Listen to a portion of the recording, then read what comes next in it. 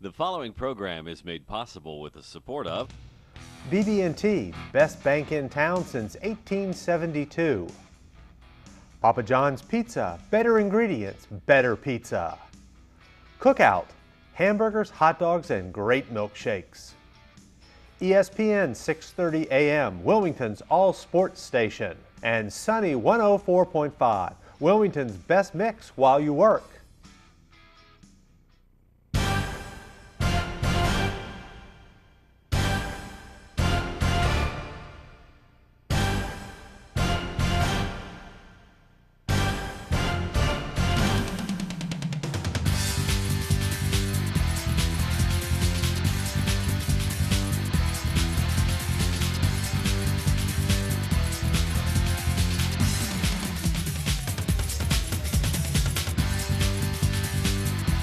And welcome to Sports Roundtable. Well, last week all four teams were home, and it was 4 for 4 on the week for area schools.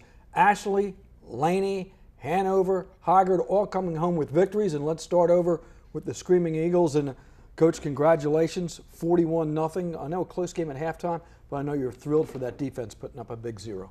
Well, it is. We haven't. That's the first one in school's history. They've never had a shutout, at least as far as Max Preps goes back to, I think, 2004. We couldn't find anything, and some of the historians said they hadn't heard of one. So we were real pleased. We gave up some yards because they did a good job of throwing the ball around, but not getting in the end zone made you very happy for what Coach Adams and his staff's done. I know you were pleased with how physical the team played. I mean, you were talking all years that this team had to learn how to close. It seems like it's getting an idea how to close. It's doing a better job. Second half we came out at 7-0, and so I was on edge more than I think the kids were, and being homecoming, you worry about things like that. But second half they came out, and I have not had a team be this physical. They really went after South Brunswick and did a very good job and took control of the game. And so from a coach standpoint, I was real pleased with that. We still got some issues and things to work on, but there's been a lot of changes and adjustments that I've been very proud of these young men. Okay, we're going to take a look at some highlights now. And, Coach, in a time where everybody's throwing the football, you throw it only twice. Yes, sir. And I really shouldn't have done one of those. But that's Frankie Keller and Alex Highsmith, 34, stepped on. Last year I didn't know how much he would play this year, and he's starting at inside backer. And of course, Chris Kane keeps getting better every week, but I think a lot of that goes to the offensive line. They're doing a better job of getting off, and that's Chris. And I don't know how he does this speed thing. He has deceptive speed once he gets out there, huh? I don't know how he does it. Jewel has really come on and given us a lot of things that B-back that we didn't have, but he's a physical type runner, but he's got quicker feet than you expect. And there again, the angle these guys will have on Chris in just a minute, he does run just about like that. He does a very good job. And Connor Garnett on the catch here, but at number 12 for South Brunswick did a good job trying to keep us in that pocket, so we didn't want to try and roll out too much.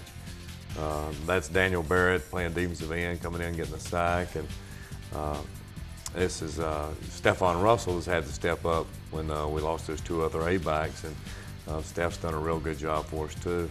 This is the one I'm talking about. It looks like they got Chris just sort of bottled up, and I really don't know. He just gets through there some way, but Chris is reading him very well. He's only having 1 or 2 missed reads a game, and I've been real pleased with that.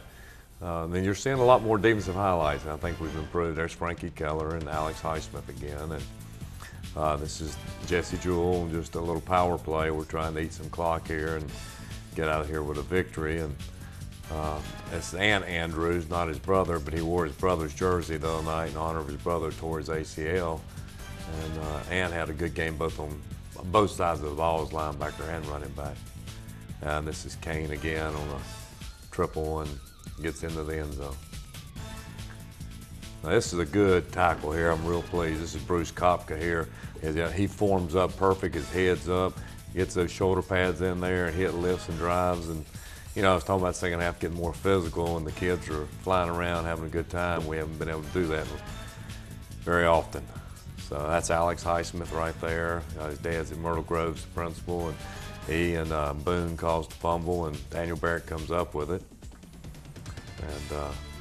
And this kid's going to be a good little quarterback, but we pressured him some second half. We had to bring some blitzes and different things, and because we weren't getting to him early. But here's Andre Stooks with a pick, and he got us back in territory. And so the score may not have been as bad as it should have been, but we got some picks and a fumble, and that made it sort of gets a lot of separation. I thought this was a good run here, how he stayed in bounds, tight roped, and got in the end zone. And Andrews there. There's Alex Highsmith again with a sack. This is a sweep to the fullback, and had me a little bit nervous there. Frankie Keller got hurt and sprained his ankle a little bit, so can't afford to lose Frankie, but I think he's walking around a little bit better today, so we felt good about that. Here's a fumble that Ant Boone picks up, and he takes the thing down into the 6 or so, and we're playing some younger guys, and you'll get to see some of them score a touchdown in a minute. That's the lick that Bruce Kafka put on right there that at the end. That's what I was saying about being more physical, but you know, we got some young kids in the ball game toward the end, let them have some success. They got a touchdown, and so, you know, it was a good night for I think you had to be pleased. When you were in scoring position, you were able to punch it in this time. Yes, sir. The offensive line has gotten much better. You know, you talk about the Greers, the Prendables, the Gaspars, Kennedy, Rudes, and of course Frankie being the leader. So those guys are the ones that I think are making it happen. And we're getting good perimeter blocking, much better out of D.C. Russ and Connor Garnett. Okay, 3-2 overall. Yes, sir. 1-0 now in conference. You're going to Topsail. Talk a little bit about that. Well, I've been watching some film on, you know, Coach Brazel's played them this past week, and you know, Coach Brazel's defense is so dominating that you really can't judge how ours is going to be. They got more size than we do. I think we're probably about equal athletic ability-wise, but they're a power-type football team. Coach is sort of keeping it close to vest, and so it should be a short game between their passing game and our game. So if you get there at 7:30, 8:30, you might be sitting back in your rocking chair at home. But you know, we're just going to try and stop their power game and hope we can move the football against, you know, some of their size. Well, you mentioned the two matchups, the ability to run the ball. That means you may have a lot less possessions than some games being played, so each one's got to be crucial, huh? Yes, sir. It is. We've got to take advantage of it, or, you know, you lose a close ball game 14-13 and you only have 4 or 5 possessions, so it could happen. Okay. Ashley on the road, just up the road at Topsail. That's a 7:30 kickoff as the Screaming Eagles look to go 2-0 in conference play. We'll continue on, so stay with us.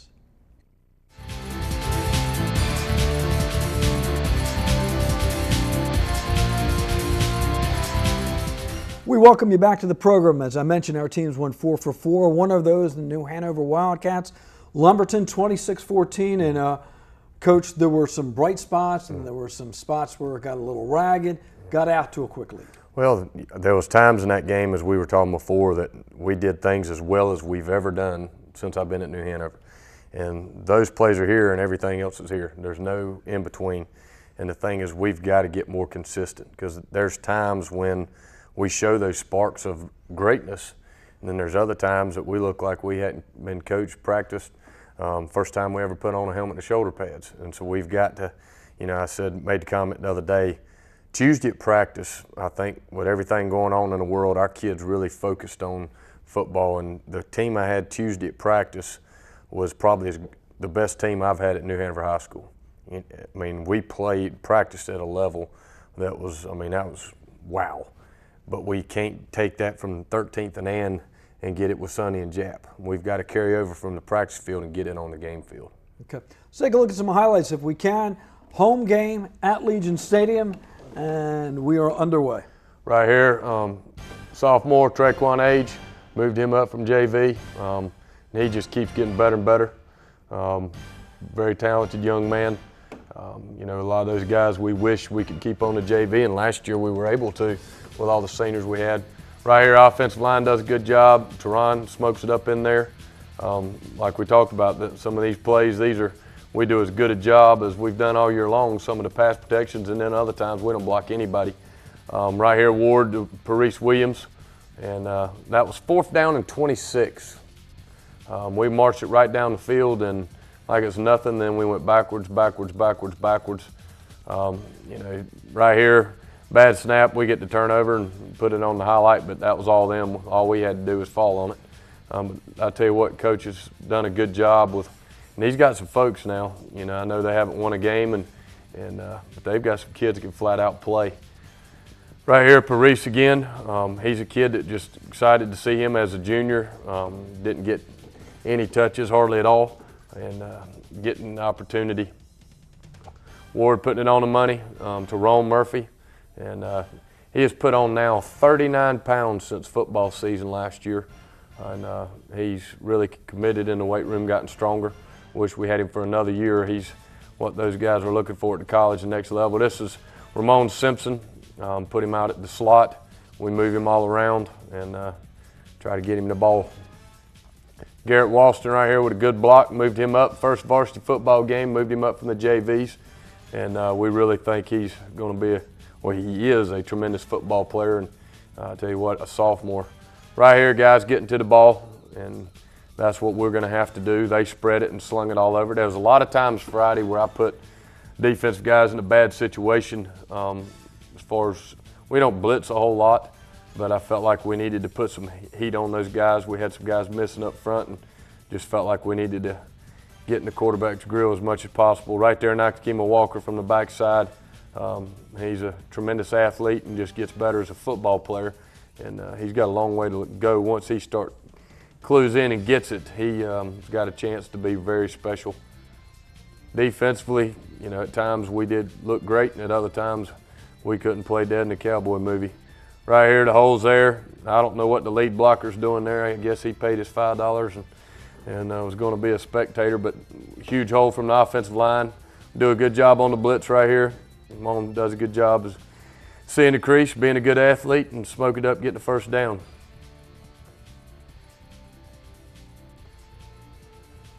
They were really flying over. We felt like, you know, we really should have done a lot more of that. Teron on this side was wide open, but he had dropped two earlier in the game, and so a lot of times you can tell that quarterback all you want to, but when a kid drops, that's Garrett's first high school varsity touchdown, and he was pretty jacked up about that. Just shared that moment. This is the second half, and Trey really came out in the second half and did a great job. We had a nice little revival, set up tents and everything. I ordered some barbecue chicken and some barbecue and hush puppies, coleslaw, and we tried to save some souls, and we preached and preached and preached. And some of those guys came out and really stepped it up, and some of them didn't. And we've got to get more guys stepping it up. Good pocket there. Didn't cover the back out of the backfield. They tried to really, you know, they throw it so much, they ought to be really good at understanding covering routes and being as defensive backs, because that's all they see. They want to throw the ball every play of the game. Ashley Burns with a big hit, and be honest with you, with the rules the way they are now, he actually hit him high. In his defense, he accidentally ran into him. He thought he was getting ready to cut up underneath him, and he just tried to lay the wood, but you know, that was a little bit questionable. And sandwiched him right there. Ball comes out. We end up getting several turnovers, but we didn't make enough of those turnovers to put points on the board. Okay, so you come out of non-conference play, Yep. 3-2, Yep. and I guess fans have to get used to with the new conference alignment. Some of the games that historically were towards the end of the year or at the very beginning of the year, and that leads you into Hoggard and Hanover. That'll be your first conference game. That's right. Obviously, Hoggard's already won a conference game. Talk a little bit about, I mean, the two teams similar as far as if you look at a lot of yards after the catch. I would think tackling in the open field will be important on Friday. Well, I mean, that's one thing. Coach Braswell and Coach Turner do a great job, and I think they know us better than anybody. And I feel like we know them as good as anybody we play. And I mean, we see each other every year, and there's several years there where, you know, we see each other twice, and we've had to do that several times. The good thing about this week is I know our kids are going to come to play. You know, and I think Coach Braswell would agree with this. It's one of those crazy games that you never know what's going to happen and how your kids are going to respond one way or another to a positive or a negative. And so, you know, it's going to be a very, very physical game. And they're going to try to run the football, and we're going to try to keep them from running the football, and they're going to try to throw the football. I mean, it comes down to blocking and tackling, and you know, it's going to be a big week. I don't know the impact that this is going to have on conference play with us playing game one. And, you know, I've told a lot of folks that, you know, I think this is the first time in history of the two schools that they haven't played that last game. And again, Coach Haynes was talking about history lesson. My historian said, ever since John T. Hoggard opened, we were last game, so I take that to be true. But we'll see the ramifications. If you win this game, how are your kids going to respond? If you lose this game, how are your kids going to respond? And it's early, and I think that it could be a positive or negative for both sides. Okay. No matter when they play it in the schedule, it's Hanover and it's Hoggard and it's at Legion. This coming Friday night, 7:30. Get there early. We'll continue on right after this. Stay with us.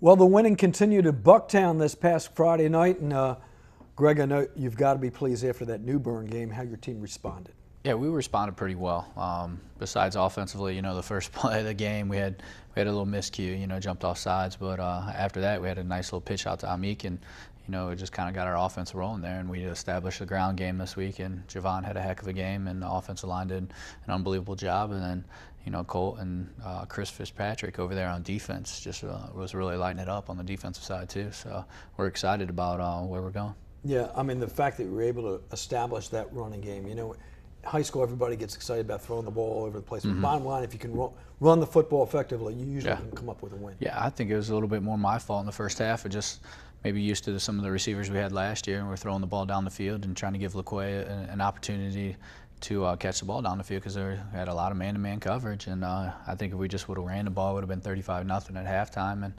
it wouldn't even have been close in the second half. But that's just kind of learning a little bit more about your team and learning what your strengths are. And we're getting better every week. And, just excited that Coach Yeoman just has them flying around the defense, and it just makes our life so much easier on offense. Okay, let's take a look at some highlights then. Laney with the big victory, and again, your ability to come out, and it all starts with that offensive line. Yeah, this is like third play of the game, and this is actually a freshman at tailback here, Amik, and just doing an unbelievable job, just kind of cutting him up there, and just going to be a tremendous athlete here in the future. The only thing that's hurting him right now is just hasn't had that time in the weight room and can run through some guys, but he has unbelievable vision and just does a great job, offensively doing what we need to do. And this Tyreek, we leave a couple checks for him each time. We saw one middle linebacker in there just check to a nice little trap, and that's kind of what Javon did the whole game, man. He hit the hole, was firing through there, and he's just tough to tackle in the situation.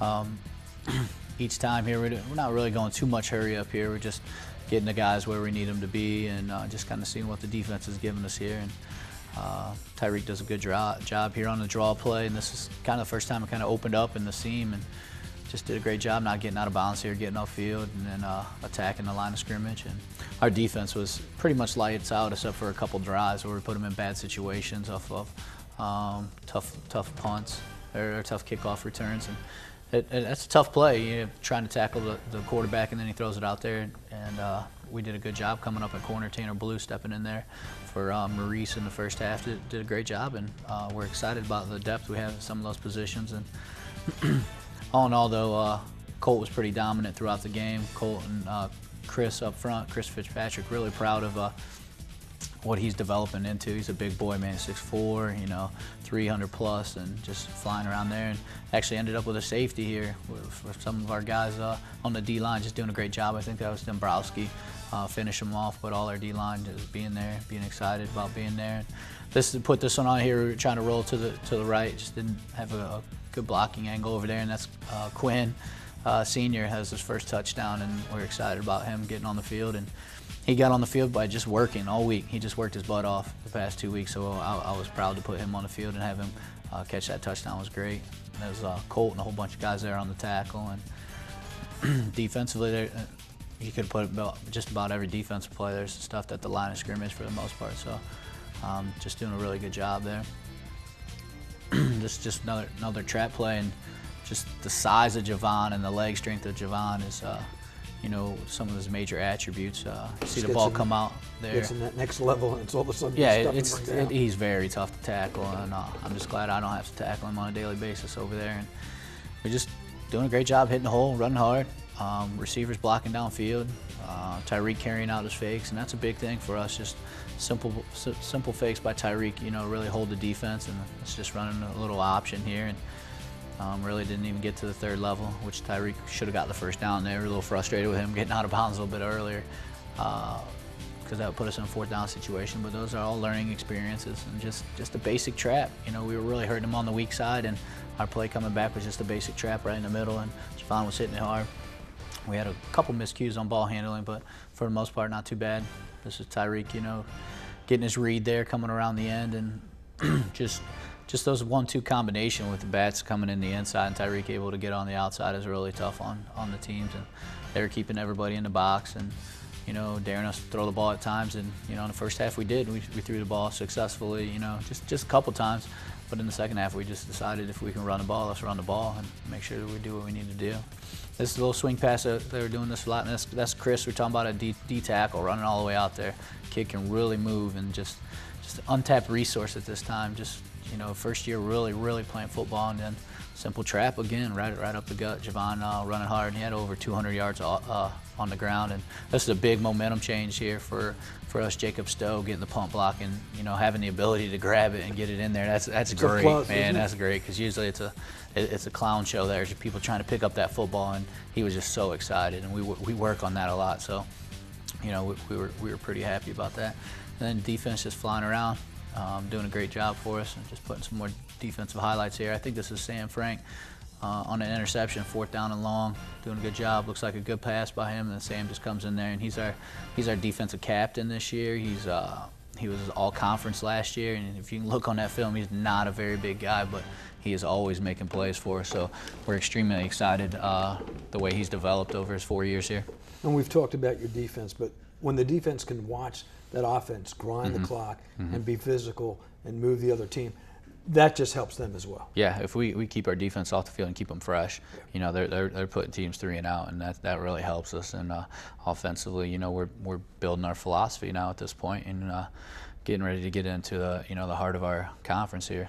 Next step at South Brunswick. Yeah, South, they have some athletes. You know, Coach Russ going through a little tough time. That happens when he's trying to build the program. But they're going to. I know South is going to be ready to play, and they're well coached. So we're excited about the opportunity. Okay. So Laney on the road, just down the road at Southport. That's a 7:30 kickoff on Friday. When we come back, we'll go over to Hoggard. Stay with us.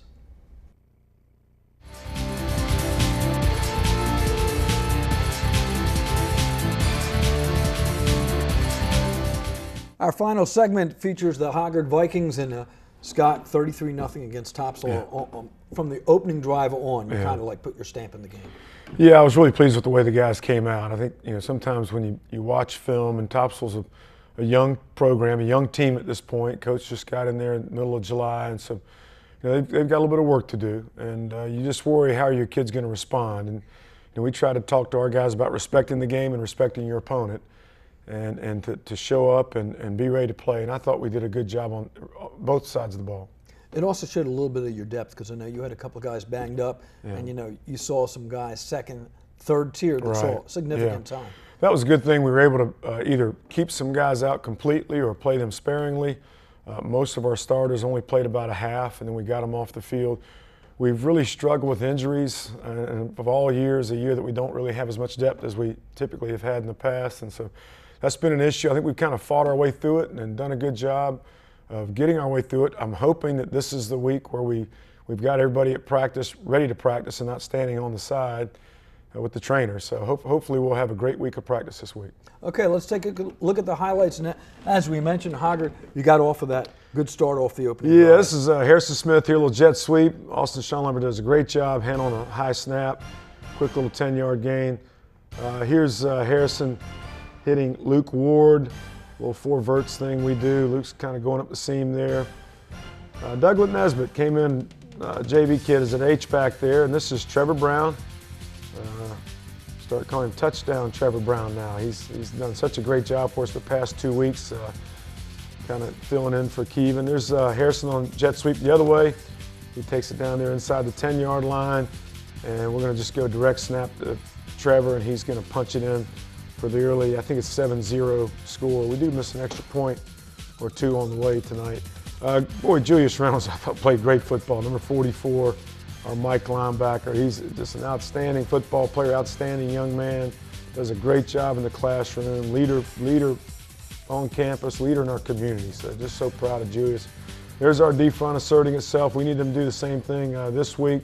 That was Malik Moore coming through. Here's a little kind of bubble screen or book that we have there to Harrison again. Harrison's able to take it. This little trap inside. Trevor hits it and shows off some speed there, takes it to the end zone. I think it's about a 50-yard play or so. We had Trevor at about 137 yards rushing.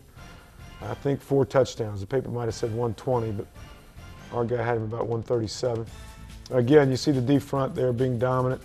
Here we're coming back to Trevor, a little kind of counter deal. And good blocking downfield. Randall Emerson, Harrison Smith. Good job up front. Sly Smith pulling. This is Xavier Johnson throwing a little kind of jump ball to the corner to Trevor Singleton. Trevor makes the catch there, gets his feet down in bounds. And that, I believe, is perhaps 20-0 at that point. There again, our D front. Sheen Michelle. We worked Trevor Singleton some. We worked Devin Bond some. Obviously, Kyle Delaney, we tried to get out. Kyle's one of those guys that's been injured a lot. There's Xavier, a little kind of Utah shuffle type pass. Pretty good game there. Unfortunately, they blow him dead and kind of took 3 or 4 yards away from him. Here's Xavier, a little quarterback keep. He's able to take it down for some yardage there. Glad to see him back on the field out of his boot. He's one of those guys that we were missing last week. Does a nifty little move there. Again, nice run by Xavier. He's only getting better and better as he gets more and more comfortable to varsity football. Here's a little speed option deal. Again, Trevor, nice burst of speed there. Does a great job taking it down inside the 10-yard line. This is right before the half. We're really not too eager to score, to be honest with you. But Trevor does a good job stepping out of a tackle and takes it in. I believe we might miss this extra point, but that's 33-0 at that point. This is second half action. We've got some young guys in there. Here's Tony Allen, man. It's a freshman and doing a good job running the ball hard. But Tony's going to be a good one before he's done. He's a great kid, a great young man. Really happy to have him in our program. Here we are. They kind of do a little rugby kick, and I think they make a mistake in trying to field it.